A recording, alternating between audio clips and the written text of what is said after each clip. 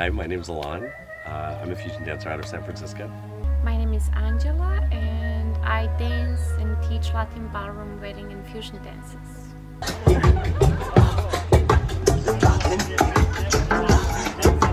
So you guys are the heart. What's it called? The Heartbeat fusion. Partner dance. Okay. We started teaching together 2 years ago, and over the course of 2 years, we realized we had a lot of the same objectives with dance, which is not only to create a beautiful, technical kind of artistic connection with someone, but was to go deeper, to know them, to like deeply connect with them, and even in that process, to either get to know them better or maybe inspire some kind of healing that goes well beyond just the dance itself. That like where you're actually contributing to the community or the specific person that you're dancing with. And since we like that, we just started creating material that elevated obviously someone's dance technique because that's fundamental, but also like really took care of the person themselves and brought them to a new place on a higher level. In addition to having participated in the founding of the fusion community, which like brings my love for the dance itself, I did a lot of work facilitating healing circles throughout the course of my life, and that always brings my own passion for how communities and circles can heal each other. And I think that dance traditionally, where it comes from, is when the community would come together and celebrate and grow. And I believe that there's this whole form of celebration therapy that we have access to when we dance with each other, and when we specifically, not necessarily in our own house, although that I think is beautiful, but when we come together and we gather and we come to these events and share that and learn about each other through the way that we're moving and through the songs and the music. And, I think it's really beautiful. It feels that through this work that we do, we also help people expand their connection and communication with each other. Because through different exercises and dance games that we do, we also work a lot on trust, authenticity, listening to each other, attunement, and just connection that's based on taking care of each other.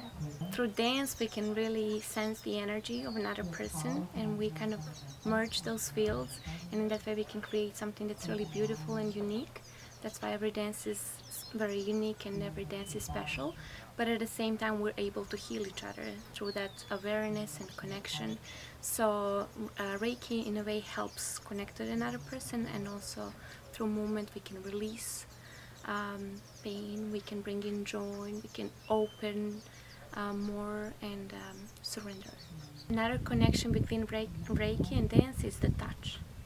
Right, so in Reiki you use touch to heal, and then in dance, of course, that's like, especially in partner dance, we have the frame, we have points of connection, so that's like the basic, that's the foundation of that as well.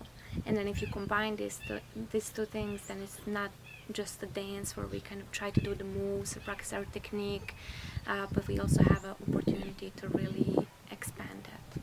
And we start most of our classes, like our entry level work, when we meet new students, we like to teach them through their own innate capacity to hug someone well.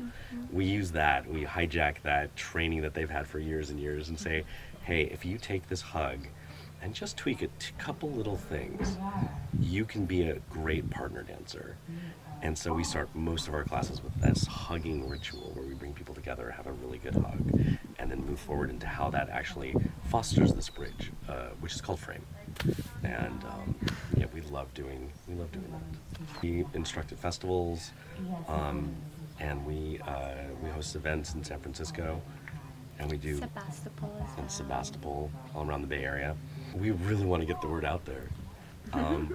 Our classes have such leave people in such an open, vulnerable, receptive space that we would love to bring them to any kind of gathering, really, where people want to come and celebrate, because everyone loves to partner dance. It just seems to be a universal thing. But specifically, we want to reach out to more events that bring together the elements of spirituality, sensuality, dance, and authentic communication. So when events tie into those types of things, they tie into the work that we're doing, especially if they're really open to this like yeah, let's have people actually hold each other as they move, not necessarily, like a static dance or solo dance. But So ideally, it could be something where we combine Reiki and meditations first, and then go into dance, or we can merge them together, and then within the same session we do both things. Even like including a simple holding hands and feeling each other's energy before getting into the frame, taking a breath together, and becoming aware of each other also changes a lot the way you dance. What is the impact you're bringing? You've kind of spoken to connection and community, and can you think of a moment, like an example of where you've seen that shift? And there's a lot of them, right? Well, one of them would be that moment where people synchronize with each other and they realize that, okay, if we take a breath together, if we hug each other in a way where we're really present, as like we're in it now, then they very much open to the experience of dancing with this person without worrying too much. Oh, are my steps gonna look good? Am I gonna impress someone? Or I'm really just here to be open to this experience. Then the moment of like freedom, or just like release, or like, oh, I'm perfect the way I am right now, even though maybe I'm not a dancer, but I'm able to hold a space for this person and really feel this person, and then that really changes the quality of someone's dance. So through dance, you're learning to be more free, to be who you are, but also to synchronize and connect with the people around you, which then calms people down, makes them happier. You see a smile on the face, and then just a deeper connection. I have a great story about this. A gentleman just came to me today, and he took our class at this festival, and he took it without his partner. So they separated. They didn't do the same class together. And when they came back and danced later, she was like blown away by his dancing, because very specifically in our class, we were teaching the leads that there's this phenomenon that if they lead a move, there's a delay, and the follow will slowly come in and settle and arrive. And if you can listen for when that point that the follow arrives, they really feel like they're known and heard and seen. And we transmitted that to him. And without any kind of discussion, he brought that dance to his partner, and his partner said, "What is going on? This is amazing. I feel more connected to you. I feel like you see me," like started saying all of these things. And we just trained him, like, this is a thing that's there. This is attunement. You can do this. And that's what we want to bring. We love to see our leads leave with presence and attunement, and have our follows come out with a good sense of not only who they are, but the ability to trust and be fully themselves in the dance. Yeah, feel safe, feel held, and then fully free to play and create together and be part of the dance. See, I recognize that too, but I never thought it, and I've never heard it said before. Oh yeah. You know, so it's like you're noticing all the little details and putting vocabulary to them so people can begin to be aware of it. Totally. Yeah. And in some dance formats, that waiting for the follow to arrive, there are techniques to get there, but you don't understand. Like, you can learn the technique without understanding that the fundamental is this, that it's like, this is what attunement is, and this is what makes you communicate, I'm present. I actually know where your body is in 3D space. And dance becomes this wonderful tool for that then translates so clearly into our spoken communications, or our any kind of interactions we have as couples or partners in business or things like that. It's like, oh yeah, I see this person. It's a very excellent metaphor for how we relate to everything in learning dance. I was just going to say that. It's the microcosm of relationship, period. Totally. Our longer workshops, our full day and half day workshops, we actually separate leads and follows, and we take them through their own separate process, because we actually believe that the skills are not the same. They're very different skills, and when taught specifically and concretely, we can transmit that information so that we can actually elevate the human that's doing the leading, or the follower that's doing the following. And we put a lot of effort into doing that. There were workshops where we would have a section where we dance together and teach them all the same, and then we separate and do different exercises, clear certain things. and then bring them back together, and then the dance is just so much better and more connected. And people will be like, oh yeah, I understand now what, like these skills, that is, we can all learn them, so it doesn't have to be always that you choose the same role, but kind of really, really going deep into that role and what it means and how to embody it, then helps us understand the other person as well. And it's not all serious with us too, because we have another set of classes and work that we love to do, which is connection games. And we give, instead of like, here's a technique, we give them a challenge, a puzzle. This partnership has to solve this puzzle. And at the end of the puzzle, the only way to solve the puzzle is an actual hard lesson in dance. Like, this is why this step is this way. This is why you balance this way. This is why the posture is this way. But we don't tell them to do it. They find their way through the games we teach them to play to discover that magic. Like the only way to learn that one is through your own experience and your own harvest of the things that you explore and experience together. And then very often they'll say, oh, I really remember this now because I had to work for it, versus the information was given to you. Yeah. So it's not only like playful and fun, but it really helps you learn something through the experience versus information and then practice. And have fun doing it. Yeah. Yeah, they're all little challenges, right? Because they have to get to someplace and like, can you do it? So, yeah. We began, I think, where I'm really proud to say we began by absolutely loving to dance with each other. And just like having a really fantastic connection on the dance floor. It was notable. It was like, who is this person? Like when I first danced with Angela, but it happened to be during Halloween. So she was masked. So I had no idea who this person was. It was kind of it was a bit of a mystery. So,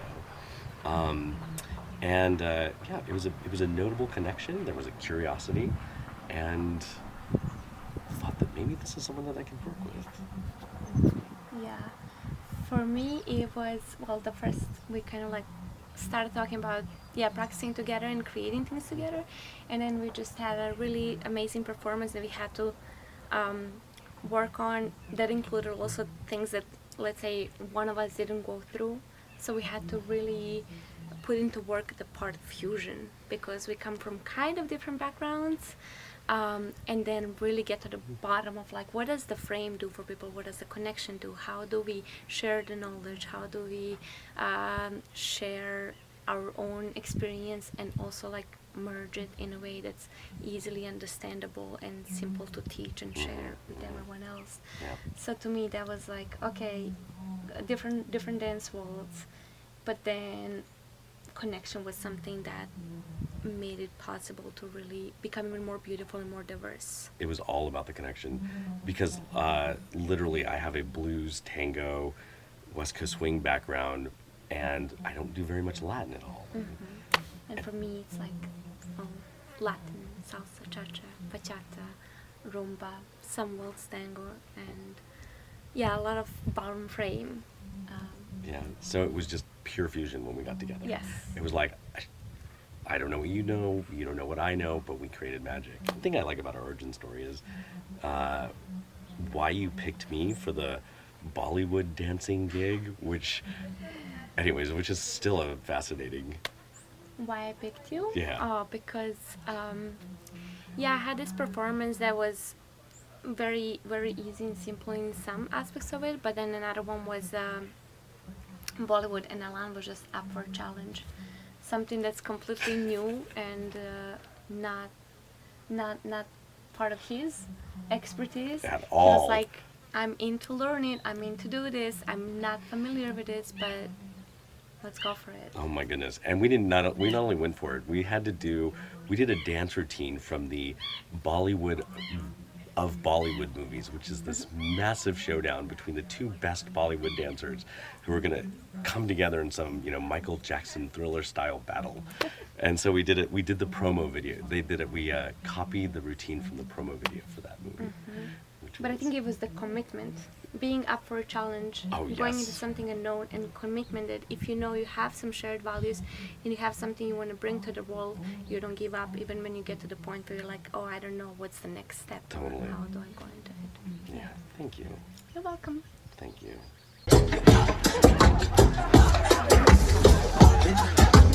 Okay, you guys are on.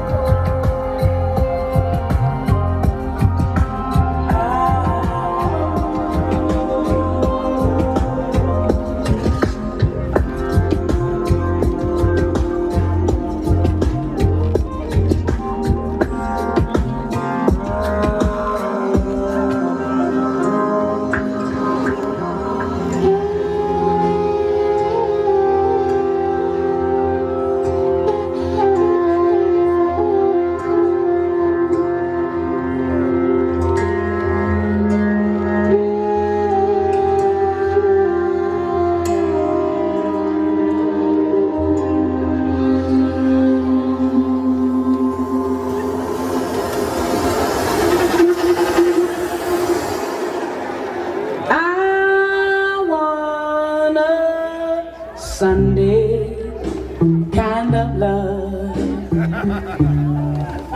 a love to last past Saturday night, and I'd like to know it's more than love at first sight. And I want a Sunday kind of love. Oh yeah, I want a love that's on the square. Can't seem to find somebody, someone to care. And I'm on a lonely road that leads to nowhere. I need a Sunday kind of love.